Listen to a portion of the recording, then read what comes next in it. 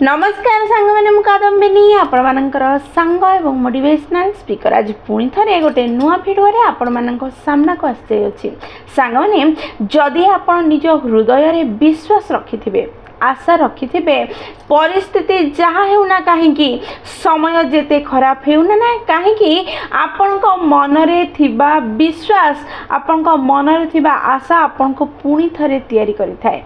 विश्वासर डंगा को केबे बुड़ीबा को न देबा दरकार। प्रेमी अति निजर व्यक्ति जेते दूर रे थाउना कहीं तापाई आखिरो दुई टोपा लुहा न गड़ेबा दरकार। जो व्यक्ति हृदय रे विश्वास रखि थाए से निज जीवन रे किछि भी हरै न थाए। एई कथा को आमे समस्ते जानि रखिबा दरकार। आज ए भिडियो रे गोटे सुंदर कहानी सुनिबा एवं कहानी माध्यम रे बुझिबार प्रयास करिबा किपरि परिस्थिति खराब हो बा समय खराब चारिआडे समस्या ही समस्या घेरी देउ पछके मनर विश्वास एवं आशा हमको नुआ सुजोग देते से विषय रे आमे गोटे सुंदर कहानी सुनिबा एवं बुझिबार प्रयास करिबा जानिबार प्रयास करिबा किपरि विश्वास और आशा हमको नुआ सुजोग दिए समस्या को एड़े समाधान रा रास्ता देखाए। ताहले चलंतु समय नष्ट न करी भिडियोटी को स्टार्ट करिबा कहानीटी को सुनिबा जानिबा बुझिबा निज जीवन रे व्यवहार निज को उन्नत करवा। गोटे देश रे जने राजा थिले। राजांकर दुई जन अति खास निजर मनपसंद दुई जन सैन्य थिले जो माने राजांक आखपाखरे दिन 24 घंटा रहुथिले। राजांकर आवश्यकता अनावश्यकता सुख इच्छा अनिच्छा ए सब विषय रे बुझुथिले। दिने राजांकर राजमहल रे पाख राज्यर राजा अतिथि रूपे आसिले आ से अतिथि राजांकर सत्कार करिबा समय रे ए दुई अति प्रिय सैन्य मानक द्वारा किछि भूल हो गला। जो भूल बहुत बड़ थिला बहुत जघन्य थिला जहा फल रे राजा बहुत रागी गले। जेते बेले अतिथि राजा अतिथित्व को प्राप्त करी सेठु चली गले ता परे राजा निज राज दरबार रे से दुई जन सैन्य को डाकिले आ तांको द्वारा हेइथिबा भूल पाई तांको ऊपरे दोष आरोप कले। तांको पचारिले काहेकि एमिति हैला आ ता बदल रे तांको दंड देवार निष्पत्ति नेले। राजा कहिले ए दुई जन बहुत बड़ भूल करिसंती। अतिथि होउछंती भगवान। सी आम राज्य को आसीबा समय रे भगवान रूपी अतिथिंक सह भूल करिबा हेतु तांको फांसी दंड दिया जिवो। जेतेबेले फांसी दंड कथा ए दुई सैन्य सुनिले से दुई सैन्य रु द्वितीय सैन्य जनक दौड़ी दौड़ी राजांग पाखु गला हाथ जोड़ी तांको पाखरे क्षमा मागिला।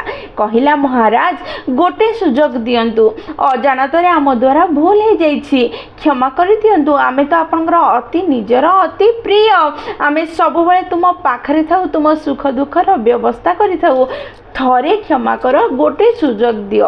राजा को द्वितीय सैन्य एतिके कहूछि ही प्रथम सैन्य ताठू अधिक चालाक थिला।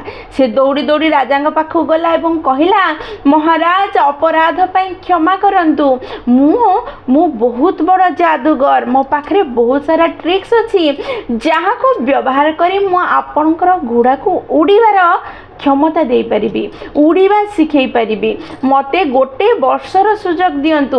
आपनकर घोड़ा आपनकर अति प्रिय अटे। जदि से घोड़ा उड़ीबा जानि जीव ताहले आपण से घोड़ा रे बसी युद्ध करिया पे जीवा समय घोड़ा जदि उड़ी की सैन्य को शत्रु को मारिबो आपनकर क्षमता 2 गुणित 3 गुणित हो जीवो।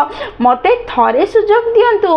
मोर छोट अपराध पई जदि मते मृत्यु दंड देबे मो सह मोर ई जादू जो घोड़ा को उड़ीबार शिखेबार क्षमता मो सह ही नष्ट हो जीवो। आपनकर घोड़ा जदि उड़ीबा शिखि जीवो आपण सबु राजा को निज कंट्रोल रे रखि परिबे निज क्षमता देखै परिबे निजर उड़ुथिबा घोड़ा को देखि निज आधिपत्य परिप्रकाश करि परिबे। एहा सुनी राजा टिके भाबिबा को लागिले। ठीक एई समय रे आ गोटे पद एक्स्ट्रा कहिला सेई प्रथम सैन्य कि महाराज एबे मते मारि देबे ता बदल रे गोटे वर्ष पर जदि मु आपनक घोड़ा को उड़े पारिबि नाही ताले सेई दिन मते फांसी दे देबे। एहा सुनी राजा ठीक कहे भाबिले जदि आको सतरे घोड़ा को उड़ेबार क्षमता ବୁଝୁଥିବ ତାହେଲେ ମୁଁ ଆକୁ ମାରିକି ନିଜ ରାଜ୍ୟକୁ କାହିଁକି ନଷ୍ଟରେ ପକେଇବି, ଗୋଟେ ସୁଯୋଗ ଦିଆଯାଉ। ଏହା ଭାବି ରାଜା ସୁଯୋଗ ତ ଦେଲେ, କିନ୍ତୁ ସେଇଠି ବସିଥିବା ପ୍ରତ୍ୟେକ ମନ୍ତ୍ରୀ ପ୍ରଜା ହସିବାକୁ ଲାଗିଲେ। ଇଏ ଫାଲତୁ କଥା କହୁଛି, କେବେ ବି ଏମିତି କରିପାରିବ ନାହିଁ, ନିଜକୁ ବଞ୍ଚାଇବା ପାଇଁ ଏମିତି କରୁଛି ବୋଲି କହିଲେ। ରାଜା ସୈନ୍ୟମାନଙ୍କୁ ଆଦେଶ ଦେଲେ କି ଏଇ 2 ଜଣଙ୍କୁ ନେଇଯାଅ, ପ୍ରଥମ ସୈନ୍ୟକୁ ଘୋଡ଼ାଶାଳାକୁ ନେଇଯାଅ, ସେ ଘୋଡ଼ାକୁ ଟ୍ରେନିଂ ଦେବ ଏବଂ ଦ୍ୱିତୀୟ ସୈନ୍ୟକୁ ଏବେ ଏହି ମୁହୂର୍ତ୍ତରେ ଫାଶୀ କରିଦିଅ। ସୈନ୍ୟମାନେ ଏଇ 2ଟି ସୈନ୍ୟକୁ ନେବା ସମୟରେ ଦ୍ୱିତୀୟ ସୈନ୍ୟ ପ୍ରଥମ ସୈନ୍ୟକୁ କହିଲା, ତୁ ଇଏ ଫାଲତୁ କଥା କ'ଣ କହିଲୁ? ନିଜକୁ 1 ବର୍ଷ ବଞ୍ଚାଇବା ପାଇଁ ଗୋଟେ ବହୁତ ବଡ଼ ମିଛ କହିଦେଲୁ। ତୁ କିପରି ଘୋଡ଼ାକୁ ଉଡ଼ିବା ଶିଖେଇବୁ? ମୁଁ ଆଗ ଆଜି ମରିଯିବି, ତୁ ପଛେ ବର୍ଷକ ପରେ ମୋ ପଛେ ମରିଯିବୁ। ତୁ ଏମିତି କହିକି କ'ଣ ପାଇବୁ? ଲୋକମାନେ ଦେଖେ ହସୁଛନ୍ତି ତୋର ମିଛ ଶୁଣି। ଏହା ଶୁଣି ପ୍ରଥମ ସୈନ୍ୟ କହିଲା, ନା ନା, ମୁଁ ମିଛ କହିନି, ମୁଁ ନିଜକୁ ବଞ୍ଚାଇବାର 4ଟି ସୁଯୋଗ ମୁଁ ସୃଷ୍ଟି କରିଛି। ଆଶ୍ଚର୍ଯ୍ୟ ହେଲା ଦ୍ୱିତୀୟ ସୈନ୍ୟ ପଚାରିଲା, କି ସୁଯୋଗ? ପ୍ରଥମ ସୈନ୍ୟ କହିଲା, ପ୍ରଥମ ସୁଯୋଗ ହେଉଛି ହୁଏତ ଏଇ ବର୍ଷକ ଭିତରେ ରାଜା ମରିଯାଇପାରନ୍ତି କୌଣସି ଯୁଦ୍ଧରେ। ଯଦି ରାଜା ମରିଯିବେ ତାହେଲେ ମୋତେ କିଏ ଫାଶୀ ଦେବ? ଦ୍ୱିତୀୟ ବଞ୍ଚିବାର ସୁଯୋଗ ହେଉଛି ହୁଏତ କୌଣସି ରୋଗରେ ଆକ୍ରାନ୍ତ ହୋଇ ବା ଯେକୌଣସି କାରଣରେ ମୁଁ ମରିଯାଇପାରେ, ଯାହାଫଳରେ ଫାଶୀର କଷ୍ଟରୁ ମୁଁ ନିଜକୁ ମୁକ୍ତ କରିଦେବି।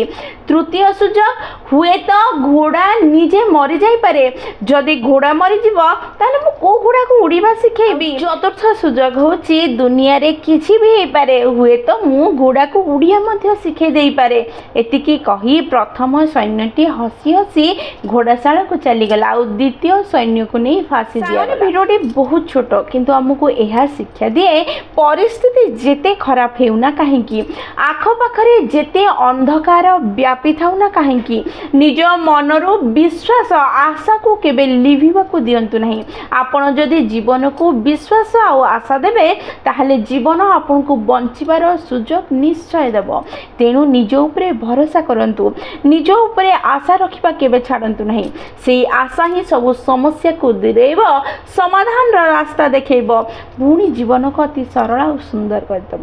ସାଙ୍ଗମାନେ, ଭିଡ଼ିଓଟି ଯଦି ଆପଣଙ୍କୁ ପସନ୍ଦ ଆସିଛି, ଆପଣଙ୍କ ହୃଦୟକୁ ଛୁଇଁଛି, ତାହେଲେ ନିଶ୍ଚୟ ଲାଇକ୍ ସେୟାର ଆଉ କମେଣ୍ଟ କରିବେ। ଯଦି ପ୍ରଥମ ଥର ଆପଣମାନେ ଆମ ନୈନିକା ମୋଟିଭେସନ୍ ଚ୍ୟାନେଲକୁ ଆସିଛନ୍ତି, ଚ୍ୟାନେଲଟିକୁ ସବସ୍କ୍ରାଇବ୍ କରିଦେବେ ଏବଂ ପାଖରେ ଥିବା ବେଲ୍ ବଟନ୍ ଦବାଇ ଅଲ୍ ନୋଟିଫିକେସନ୍ ସେଟ୍ କରିଦେବେ, ଯାହାଦ୍ୱାରା ଯେତେବେଳେ ବି ଆମେ ଭିଡ଼ିଓ ପୋଷ୍ଟ କରିବୁ ସର୍ବପ୍ରଥମ ନୋଟିଫିକେସନ୍ ଆପଣଙ୍କ ପାଖରେ ପହଞ୍ଚିବ ଏବଂ ଆମକୁ କନେକ୍ଟ କରିଦେବ। ତାହେଲେ ମୁଁ ରହିଲି ସାଙ୍ଗମାନେ, ପୁଣି ଥରେ ଦେଖା ହେବ ଗୋଟେ ନୂଆ ଭିଡ଼ିଓରେ ନୂଆ ଟପିକ୍ ସହ। ସେହି ପର୍ଯ୍ୟନ୍ତ ନିଜର ଧ୍ୟାନ ରଖନ୍ତୁ ଏବଂ ବହୁତ ଖୁସିରେ ରୁହନ୍ତୁ, କାରଣ ଖୁସିରେ ରହିବା ବହୁତ ଜରୁରୀ। ଜୟ ଜଗନ୍ନାଥ।